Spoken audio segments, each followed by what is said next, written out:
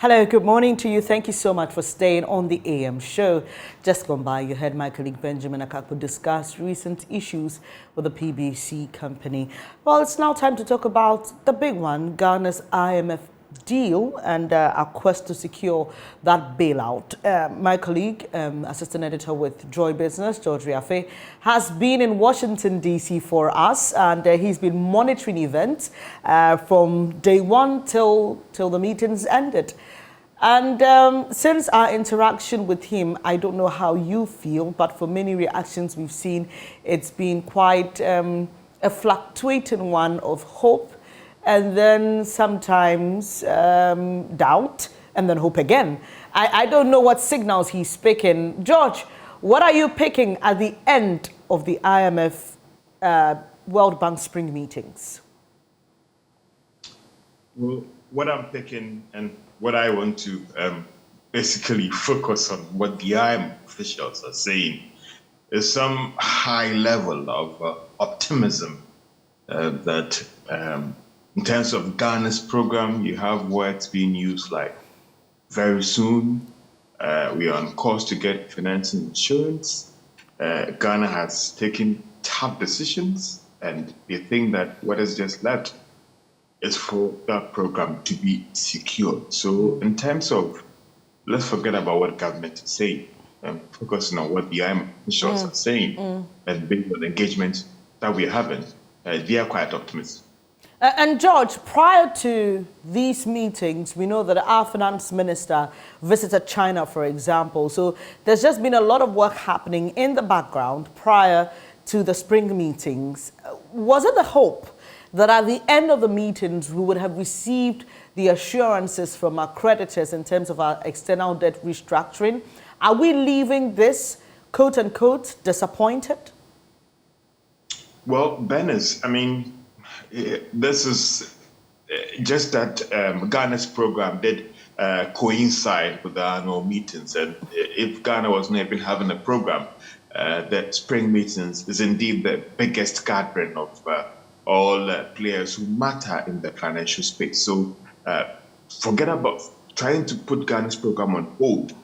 This spring meeting was going to be a very big one, and everybody was looking forward to see what would the fund be saying about the global economy. But for a lot of independent actors, I mean, when government first said that we'll be getting a program in March, and some would say that for those who matter and those who appreciate the workings of the fund, or appreciate the work that Ghana has done so far, they knew that that March program would indeed be difficult. Fast forward, engage these same independent actors, those who are following the work of the IMF. Now that Ghana, and just quoting the African department head's word, choice of words, that to say that Ghana has met all the preconditions. Now, what is left is that is getting the creditors' assurance that they will subscribe to Ghana's program. So in terms of hearing all these things, and Benes, I will still want to say that I want to put aside what government is saying, because government is a very a player in this, and some will say that, well, government want to see things that pleases them, but haven't engaged every person that matter in the IMF, Benes. Listen, I have struggled very hard to pick any negative remark coming from the IMF, the directors, the technical persons, and I'm struggling to get any of that. What I get from them is that you guys are on track, you guys are taking all the measures that require, very tough measures, especially, Benes, when it comes to the revenue measures. And these were things that they were thinking that Ghana would struggle to actually be able to sail through. Ghana has done that. And for them, they think that, listen, in terms of the laws, the measures being put in place to deal with the fiscal prudence and discipline and all the rest, Ghana has gotten all those things. And they think that, listen, the program, again, to choose their choice of words, very soon, Ghana is going to get that program. And I mean, it was very clear and noticeable. I remember on one of my engagements with you, I spoke about the optimism shared, especially by the managing director of the fund. And a lot of people were wondering, What is behind all of this optimism and this seeming focus on Ghana, this what appeared to be a soft spot, and I want to choose my words carefully, a soft spot for Ghana. But for us here, the news that keeps trickling in has to do with what the IMF is saying, what government is saying, and on what government is saying, the latest has been on the reintroduction of pensioner funds in this whole scheme. But then we heard earlier that we were not going to do the domestic debt restructuring again. Can you just help us understand how these two work and how that conversation about the reintroduction of the pension fund came up? And then it's again, I will say that for anybody who was behind the scenes following these discussions, it was just a matter of time that it will come up again. Because at Joy Business, we knew that government was trying to work out something. Again, choosing the choice of words of government, their claim was that, I mean, this is not a second domestic debt exchange program, but it was an arrangement where it will ensure that government will still be able to meet the obligations to these pensioners in terms of when it comes to this whole domestic debt exchange program. So we knew that it will come up as in whether the pensioners, and I knew that there were some discussions going on with the institutional pension fund managers about what should be the way going. And I would say that is because I'm choosing the words of those technical persons that are working on this. The claim was that government wants to find a way where they will still be able to meet the obligations due these pensioners. And that is why they were going this route. So I knew, at Joy Business, we knew that it was just a matter of time. I mean, putting, again, this question to the minister here several times, having an interview with him yesterday, he insists, and again, I'll say that I want to use the remark or the choice of words by government that this is not a second round of the domestic debt exchange program. But he claims, and I use the words carefully, he claims that this is another way or structure or program that will ensure that government will be able to meet continuous obligation to these pension bond holders. And that is what he claims that, again, that they had a memorandum of understanding with these holders to ensure that government will work out a way that will ensure that they'll be able to meet all these obligations. So it was just a matter of time that it will come up again. Some would ask that again, that is this a precondition? I don't know, because then it's again, I've had an opportunity to engage technical directors, and maybe you will say that the managing director of the IMF, the African department for, might be trying to be politically correct. Venice, I have engaged technical persons at the IMF here who are personally working on this program. And what I get from them is that Ghana has met all the preconditions. So then I ask myself that, where's this pension thing coming from? Exactly. So, and then it's, in one breath, I struggle to be hard on myself and saying that as a journalist, listen, you still need to push further. But then I've been pushing so hard. And listen, I have a funny, sometimes you ask yourself, is everybody holding the same script?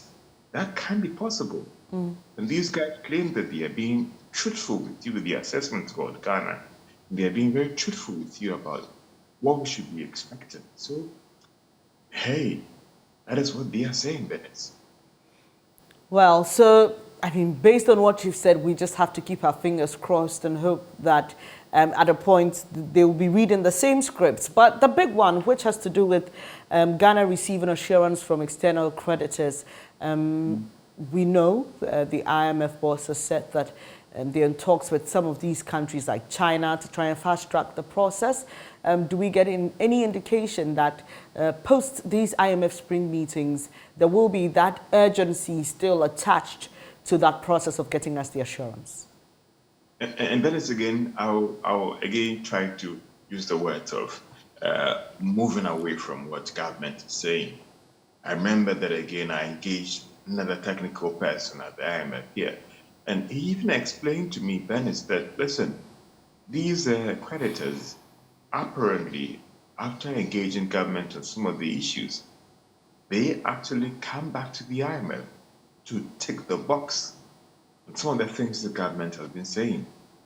And for them, what they've been able to secure from these creditors is that in terms of the assurance, and maybe they don't want to box themselves into time, but it is more very soon these creditors will extend that assurance to Ghana and the IMF that they are going to participate in Ghana's program. And for me, that is very instructive. I remember in an interview, I pushed the minister hard on that, and he even claimed that with respect to the Eurobond holder, because we're pushing this argument about, listen, you are getting fixated or boxed up in this whole Paris Club partial creditors committee. And the minister, again, I'll use the word claims that apparently what the IMF is really now bent on getting the clarity is the Paris Club and their decision to participate in this program. And with that alone, the board can go ahead and approve Ghana's program. So they will not be even waiting for China. They will not even be waiting for the Eurobond holders to get that assurance. Dennis, don't forget that what they are looking for is just the assurance and not reaching a conclusive deal with all these actors. And so that is very instructive. Dennis, again, you asked a question about where is this all coming from? Again, what I'm also picking behind the scenes is that Ghana is seen as that beacon of hope in the sub-region. And therefore, for instance, the US government, they can't foresee or allow for Ghana to collapse economically in terms of being that beacon of hope, security-wise, and all the rest. So it appears that all those things are at play. But even though they really want to help Ghana, an IMF program wouldn't come with a blank check. Venice, even for these external creditors that are willing to cancel our debts, they are supposed to go to very critical areas on how are you going to use these monies. Because, for instance, Venice, if you are supposed to pay maybe UK about maybe £5 million every year on a loan, now the UK government is going to guide you as in how are you going to use that money if I'm going to cancel that debt. And that is why this debt cancellation thing is not going to be a one-off thing. It first starts with that financing insurance, and then the negotiations still goes on, Venice. George, are we expecting our finance minister back home, or he's still going to continue his work, trying to get us, some assurance on our external debt restructuring? But I don't have his itinerary, and so. But engaging him, I mean, it appears that he might be coming home very soon. But again, even though the spring meetings has ended, there are still engagement going on. Even as of yesterday, there were some meetings with the World Bank. Dennis, don't forget that the $3 billion that the IMF is extending to Ghana is going directly to the Bank of Ghana for balance of payment needs. So anybody who's thinking that, hey, somebody are even asking you, when is the money coming? When is the money coming? This is no money for consumption. And there are other partners that are coming on board. The World Bank, for instance, I understand will be given up to $1 billion or $2 billion support to Ghana. And that is going to go directly to projects that have been identified in the budget to finance.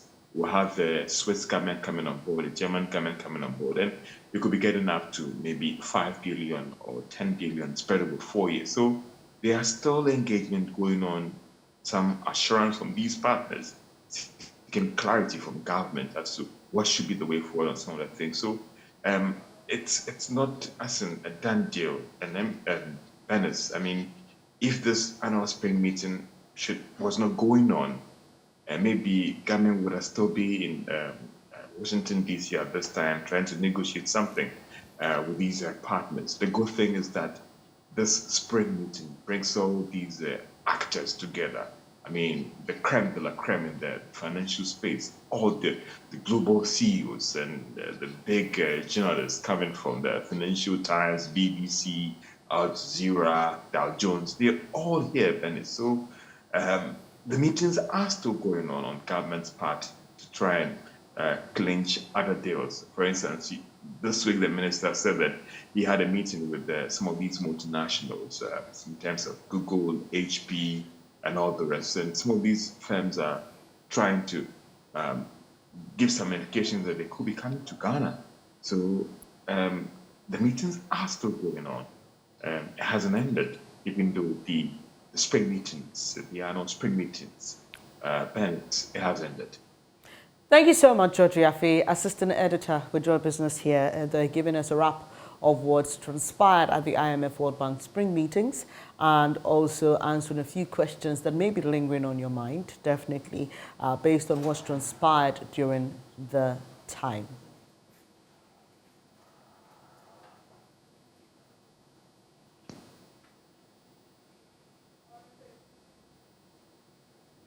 Well, we will be having a conversation shortly about the University of Ghana's Department of Communication Studies, because there's a report that you should be interested in, and it's on the state of the Ghanaian media. I'll be back to talk more on that. Do stay.